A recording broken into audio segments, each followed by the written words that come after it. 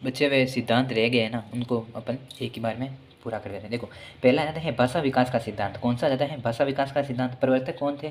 Chomsky थे, ठीक है ना, चोम्स्की थे, ठीक है ना, ठीक। इन्होंने क्या कहा था बता देता हूँ। भाषा विकास शारीरिक परिपक्वता की तरह है, जो उपयुक्त देखभाल करने पर बच्चों में स्वतः होता है। वे जिस किसी भाषा को सुनते हैं उसके व्याकरण को सरलता से सीख जाते हैं, ठीक है ना। तो इन्होंने कहा था कि भाषा विकास है ना शारीरिक परिपक्वता की तरह होती है। जब इंसान कोई भाषा सीखता है ना तो उसकी व्याकरण को आसानी से भी सीख जाता है, ठीक सा, ठीक सा।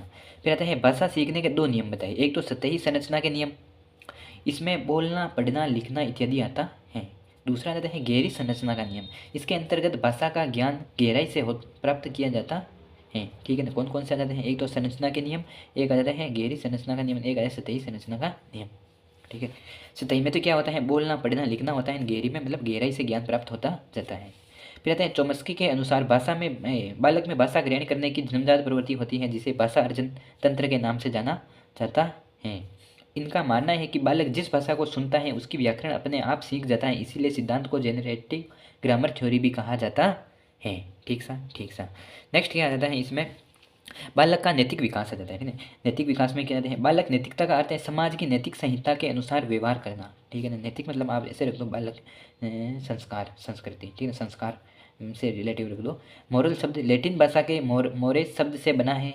अर्थ व्यवहार, विद्या, रिवाज और लोक विद्या आ जाती हैं, इसका अर्थ होता है, ठीक सा, ठीक सा।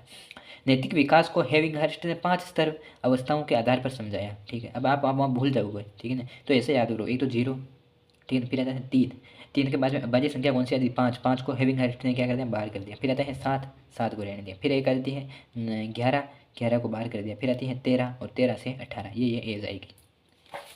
अब इसमें देखते हैं, पहला आते हैं पूर्व नैतिक अवस्था। हेविंगहर्स्ट के अनुसार 5 बात बताई थी। तो पहली आ जाती है जन्म से 2 वर्ष तक आ जाती है। दूसरी आ जाती है स्व केंद्रित अवस्था, 3 से लेकर 6 वर्ष तक।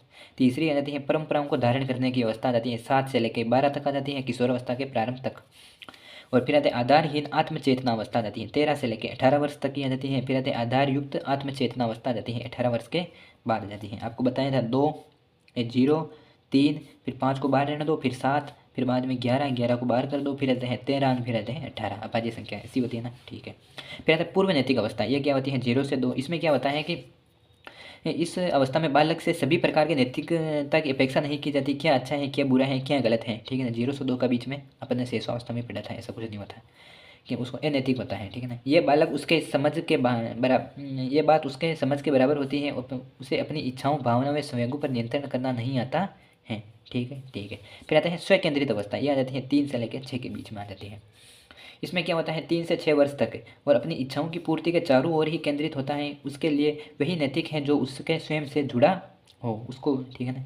स्व केंद्रित मतलब क्या होता है? सेल्फ सेंटर स्टेज होता है, जो उसको खुद के लिए सही है वही सही है, वरना सब गलत है। ये किसका आ जाता है? 3 से लेकर 6 के। किसने कहा? तो हेविंगहर्स्ट की दूसरी अवस्था आ जाती है, ठीक है। परंपराओं को धारण करने वाली अवस्था आ जाती है, ठीक है। इसमें क्या होता है? 7 वर्ष से लेकर 12 वर्ष इसके बीच में आ जाती है। इस अवस्था में बालक सामाजिकता के गुणों का धारण करता है तथा समाज के बनाए नियमों, परंपरा व मूल्यों को धारण करने संबंधी नैतिक गुणों का विकास करता है, ठीक सा, ठीक सा। किशोर अवस्था के प्रारंभ में है ना, या फिर ऐसे मान लो बाल्य अवस्था में आने के बाद वो उसको धीरे धीरे समझ में आने लग जाता है। चरित्र निर्माण की प्रक्रिया इस अवस्था में प्रारंभ हो जाती है। आ जाती है आधार चिन्ह व आत्मचेतना अवस्था आ जाती है, ठीक है ना। इसके ये आ जाती है 13 से लेकर 18 तक। इसमें आ जाता है इरिटेशनल आ जाता है। इसमें क्या होता है? जो बच्चे होते हैं ना 13 से 18 के बीच में, जो भी वो क्या होते हैं, जो समाज के अंदर नियम बनाए हुए होते हैं उनको अपना मतलब वो मार्ग में कठिनाइयाँ समझने लग जाते हैं। ऐसी परिभाषा भी दी इसने, किसने दी थी? कॉल से ने किया, रोज ने। आप एक बार कमेंट में जरूर बताइए, ठीक है, ठीक है। तो इसमें पढ़ेंगे नहीं। यह किशोर अवस्था से जुड़ी हुई है। बालक सामाजिक, शारीरिक व मानसिक विकास की अवस्थाओं को छूने लगता है, ठीक है। मानसिक विकास नहीं है तो इसका तेज होने लग जाता है। फिर वे अपने व्यवहार, आचरण और व्यक्तित्व की स्वयं ही आलोचना करता है, ठीक है। ये आलोचना करने लग जाता है, इरिटेशन महसूस करने लग जाते हैं। पूर्णता की इच्छा के कारण वे स्वयं असंतुष्ट रहता है, ठीक है ना। उसको क्या, कोई चीज़ पूर्ण नहीं मिल पाती है, ठीक है ना, इसलिए वो क्या होता है इसमें इरिटेशन महसूस करने लग जाता है। नैतिकता को अपना आदर्श मानने की बात उसे समाज की वास्तविकता तथा व्यवहारिकता से काफ़ी दूर ले जाती है। नेक्स्ट इसमें आ जाते हैं आधारयुक्त व आत्मचेतना अवस्था आ जाती है। नैतिक अवस्था की यह चरम अवस्था आ जाती है। इसमें मतलब क्या होता है कि जितने भी विधि समाज के अंदर जो भी नियम बनाए हुए होते हैं ना, वो सारे समझ में आने लग जाते हैं 18 वर्ष तक। परिपक्वता ग्रहण करने के पश्चात ही उसका विकास संभव है। इस अवस्था में व्यक्ति अपनी मानसिक शक्तियों का उचित प्रयोग करता है तथा अच्छी तरह सोच समझ कर किसी भी प्रकार का व्यवहार आचरण करता है, ठीक है ना। 18 साल तक इसमें नैतिकता की बुद्धि है, मतलब समाज में कैसे रहना है उसको समझ में आने लग जाता है।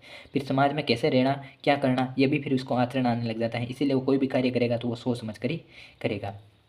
अब व्यक्ति प्रत्येक कार्य नैतिक मूल्यों के दायरे में रहकर ही करता है, ठीक है ना। ये कौन सी आ जाती है, 18 से ऊपर आ जाती है, ठीक है। Thank you.